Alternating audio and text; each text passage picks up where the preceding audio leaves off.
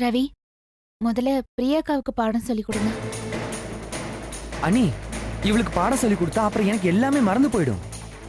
அப்புறம் நான் மறுபடியும் பள்ளிக்கூடம் போய் 1ஆம் கிளாஸ்ல இருந்து திரும்ப ஆரம்பிக்கணும். என்ன பாக்குறவங்க எல்லாம் சிரின்னு சிரிப்பாங்க.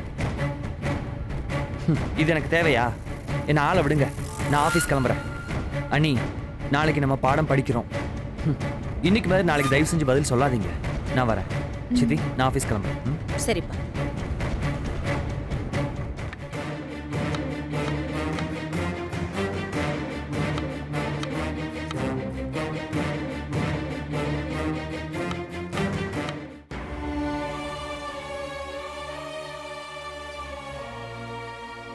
சீதா, அத்தை. ராம்க்கும் ஹரிணிக்கும் பால் கொடுத்துட்டியாமா? கொடுத்துட்டேன் அத்தை. சீதா, என்னாச்சுமா உனக்கு? கிச்சன்ல இருந்தே நான் உன்னை கவனிச்சுட்டு தான் இருக்கேன். உன்னால நார்மலாவே இருக்க முடியல. என்னாச்சு? ராம் ஏதாவது சொன்னானா? இல்ல அத்தை, அப்படிலாம் ஒண்ணும் இல்ல அத்தை. இல்ல, நீ என்கிட்ட எதையோ மறைக்கிற. உன் முகத்தை பார்த்தாலே தெரியுதே, ஏதோ பிரச்சனை நடந்திருக்கு. என்ன விஷயம்னு என்கிட்ட சொல்லுமா.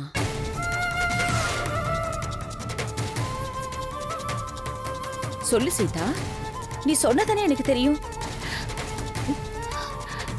நேத்து நைட்டு நீங்க அவரை எங்க கூட படுத்து தூங்க சொன்னதுக்கு அப்புறமா அவரை தூங்காமே படுத்துட்டு இருந்திருக்காரு. நானும் ஹரணிய தூங்கிட்டோம்.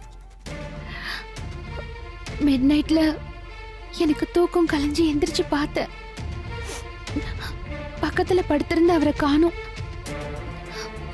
சட்டுன்னு எந்திரிச்சு அவரை தேடி ரூமுக்கு வெளியில வந்த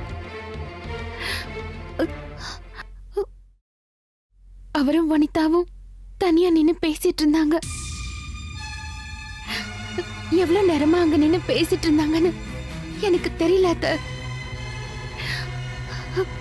ரெண்டு பேருமே லவ்வர்ஸ் மாதிரி நடந்துக்கிட்டாங்க. அப்புறம்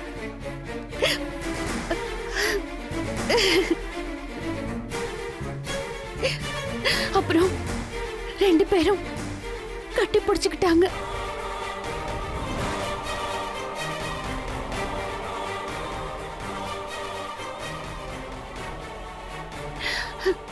நான் அவருக்கு பின்னாடி தான் இருந்தேன்.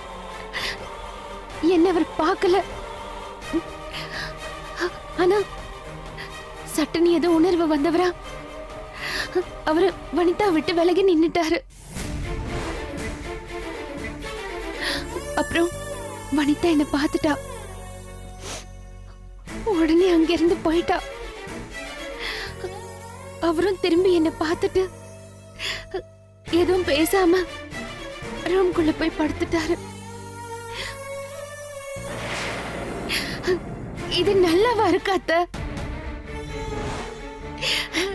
எத்தனை நாளா இப்படி நடந்துக்கிறாங்க. இனி என்னெல்லாம் பண்ணுவாங்கன்னு எனக்கு தெரியல அத்தை.